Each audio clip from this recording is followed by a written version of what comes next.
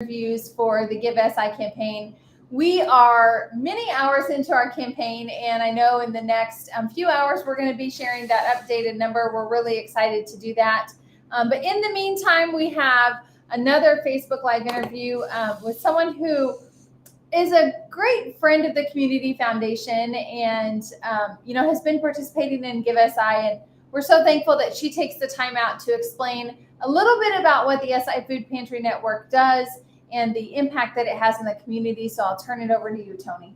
Well, thank you so much. And yes, we've been a part of the GiveSI campaign since its inaugural year, and we've been excited about that. We're a relatively new nonprofit organization.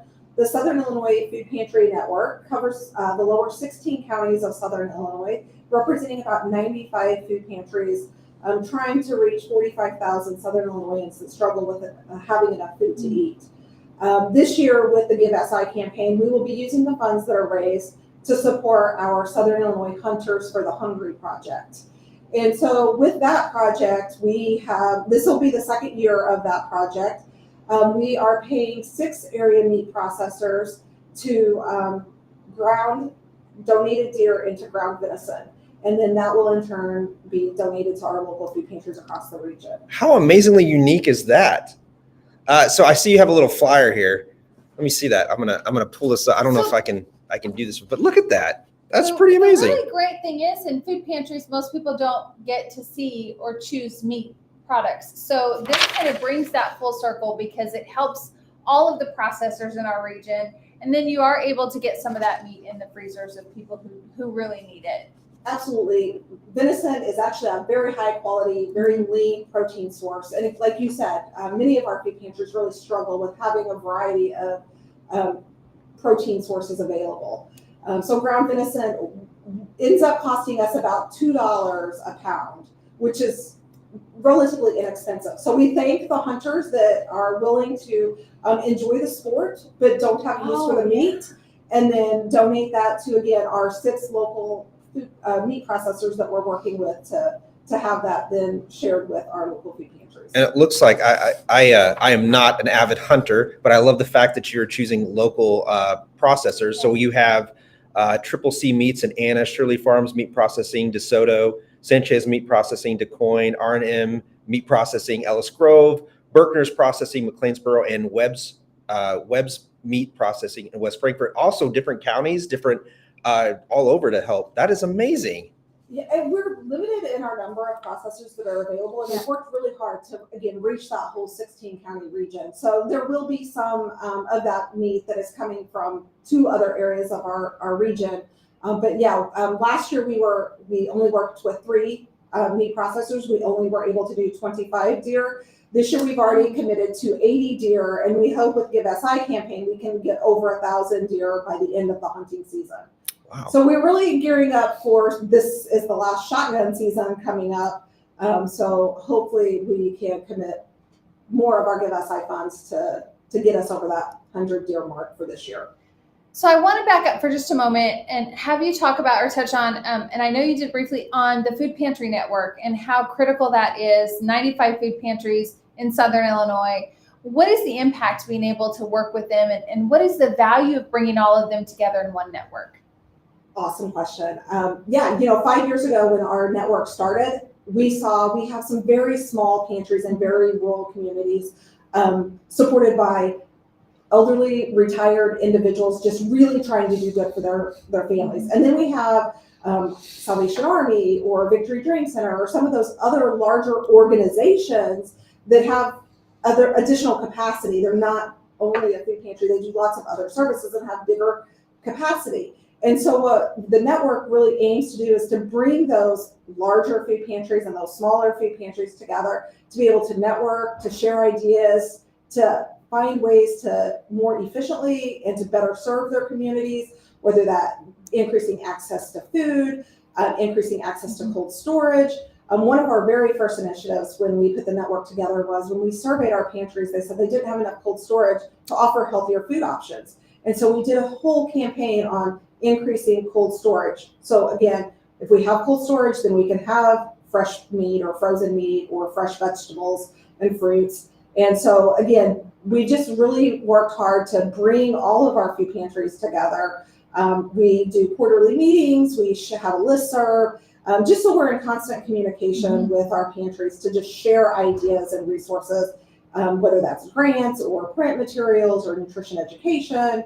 I'm just looking for opportunities to, again, meet the food access needs of our community. Well, I can tell you that I'm 100% in support of this, because these little critters right here, I see all over Carterville, and I'm all for controlling the population, the deer population. We're going to get some phone calls. I hope they don't have, we don't want to mess with the pets, but I think this is great. And I always love unique and different, because sometimes there's just so much of the same thing. So for you guys to like, hey, support hunters, especially ones that just want to go out and enjoy the sport, but provide something good.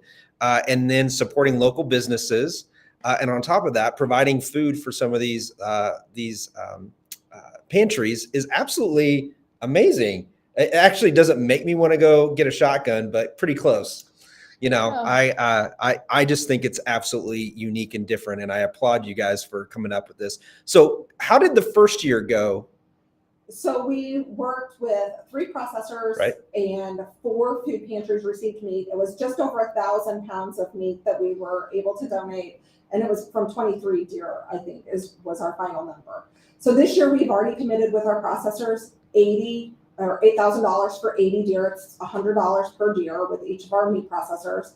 And so that should translate somewhere around 6,000 pounds of meat going into local food pantries. What was the feedback from the food pantries and the people that were going? Because this isn't something you normally go to the food pantry and get is deer meat. What was the feedback on that? A lot of excitement, very positive feedback. We do have some recipes that we do share, but most of them I don't need copies of the recipes. We'll just shoot them to the website. Because most of people in Southern Illinois are familiar with ground venison and enjoy it. A lot of our pantries asked, would you like venison? And 90% of the time, families were saying, yes, please. You know, it's the one that I've used venison the most for is in spaghetti sauce. That's my number one go-to. You a venison fan?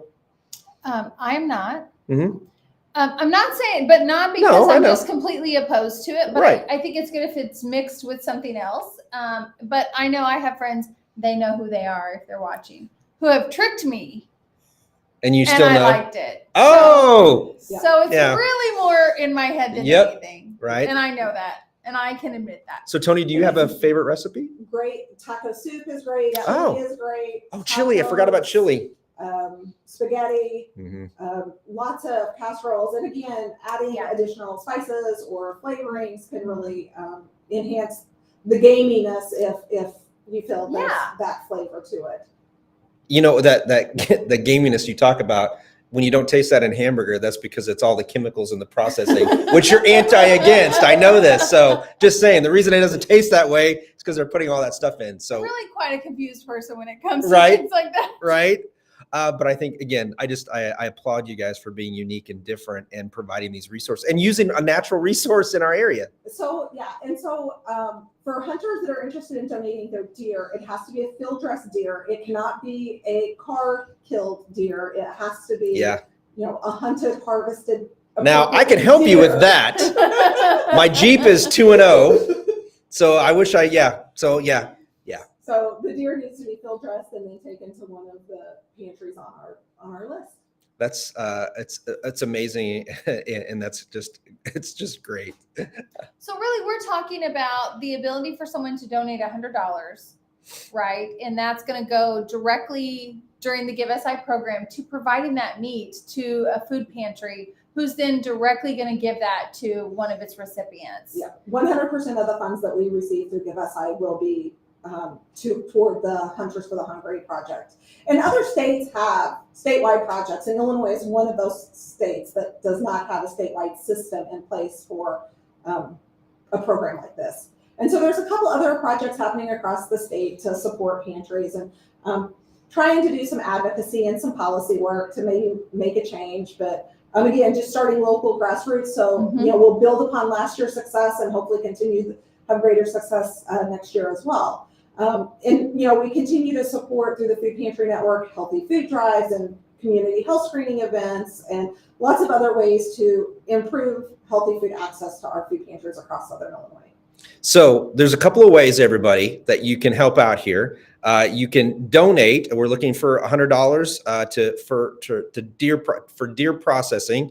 Hopefully you can get this out, but this is a great flyer that they've created. You can also donate your field dressed deer. You can reach Toni. Toni, how do they get a hold of you? My phone number is 618-993-3304. Excellent. And so all you got to do, 3 easy steps: scroll down, click the link, and then you're going to go to, let's see what we have them under, SI Food Pantry Network. Or you can scroll down, or you can actually search SI Food Pantry Network and go there. Toni, thank you for coming in today. Good luck. Thank you so much for hosting. I know it's a lot of work for both of you, so we appreciate it. And if the rules ever change about the non-field dressed deer, let me know. I can definitely help you out with that.